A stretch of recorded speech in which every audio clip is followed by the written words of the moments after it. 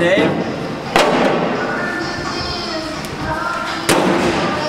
We are taking off all the soundproofing from the inside of the new race car and admiring all the new panels that Johnny's put in that I'm now covering with grot and crap as he welds up the floor pan and makes good on the structure. And this should be stronger than the car was originally because he's going to seam weld everything.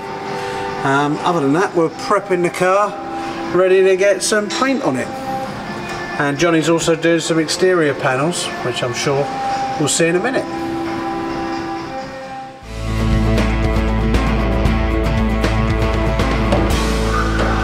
So I've got the passenger side lower rear quarter section.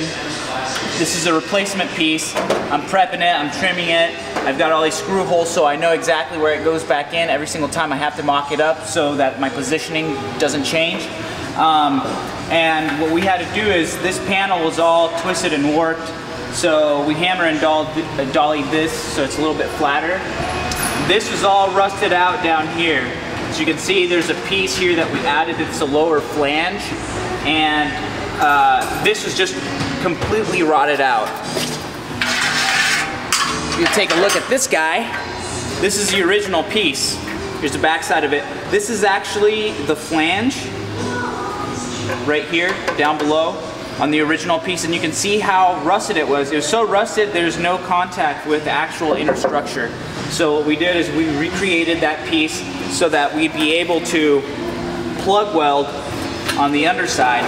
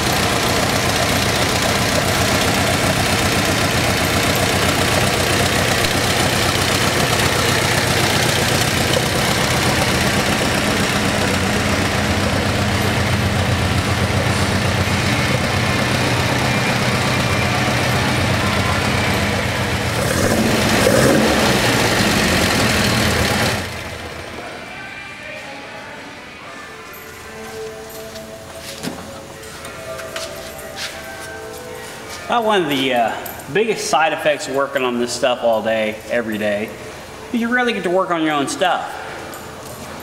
So I was able to sneak away this weekend, come down here and air out the dogs and play with some of my own projects. And I thought, you know what, I should probably share with one of my little side passions, if you will. I like collecting vintage tools, not just any vintage tool, tools that were notable difference makers in the industry.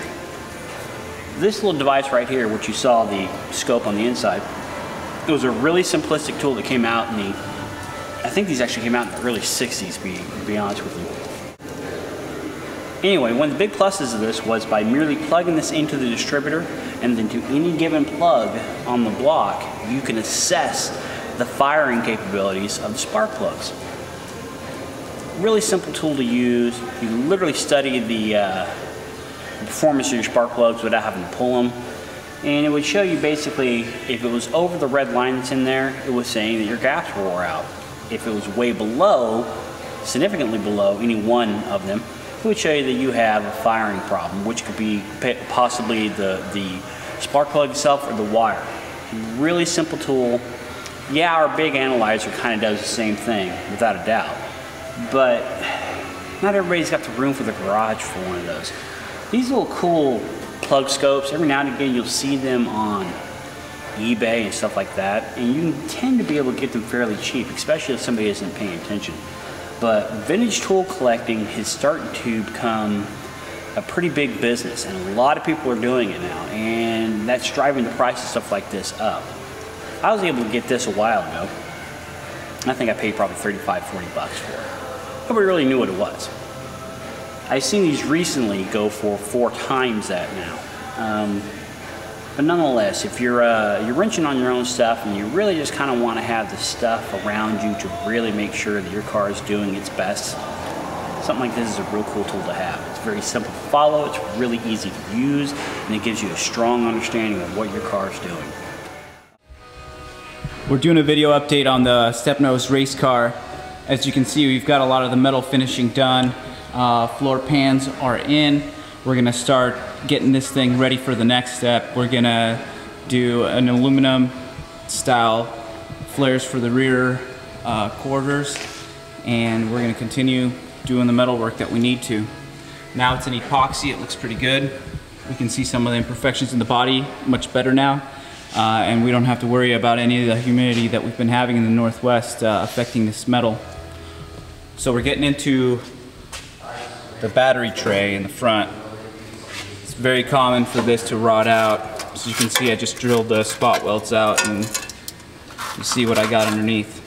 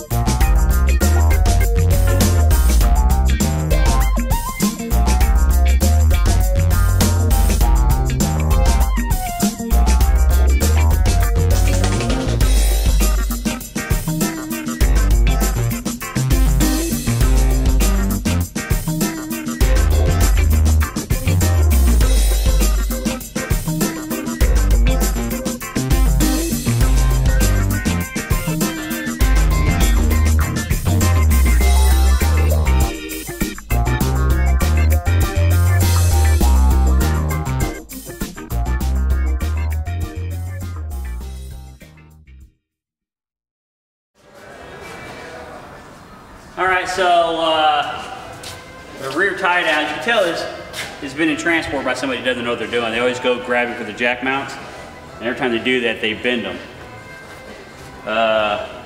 They also tie down from the rear trailing cups, and they always bend those. But hey, check this out. This is a perfect example of what I was talking about before. When you're looking to buy a car, always look at these.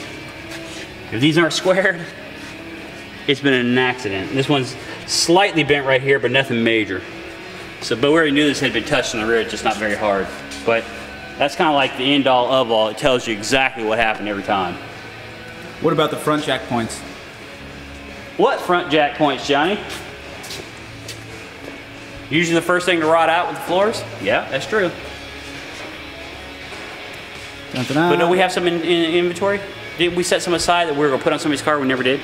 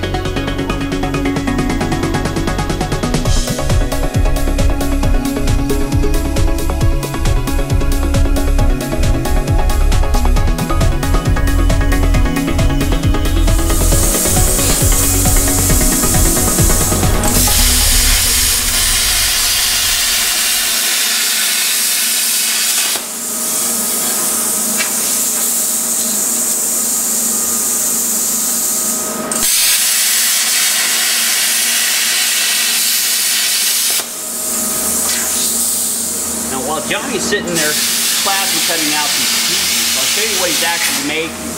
He's making some skids to go right here on the center section.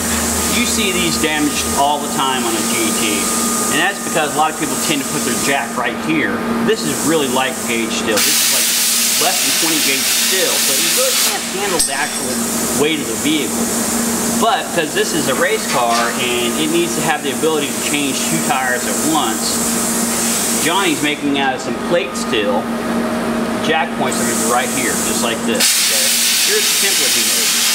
So effectively what's going to happen is when you brace up right here with a roll-up right here, so you can jam the jack underneath here and not worry about hitting the rock or not worry about damaging the center support of the floor.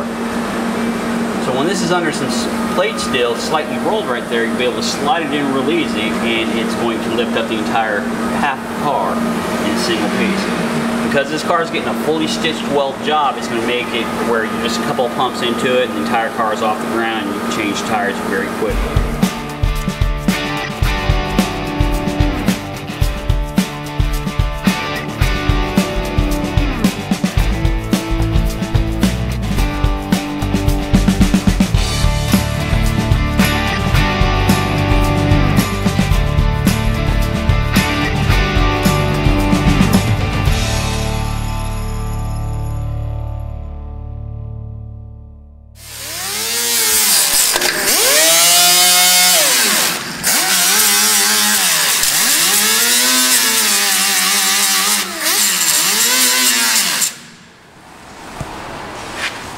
So we've got this jack point done on the passenger side. As you can see, what we did is we made this jack point out of a few different pieces that we cut by hand, and you saw that during the video. So we have 1 piece, 2 pieces, 3 pieces, 4 pieces, and then a gusset back here as well. So it's 5 pieces. Now what we did is we designed this piece so that this lower lip here, it's kind of shaped up like that. We broke it so that this lip looks kind of like the front edge of a snowboard. You know, it just kind of comes up.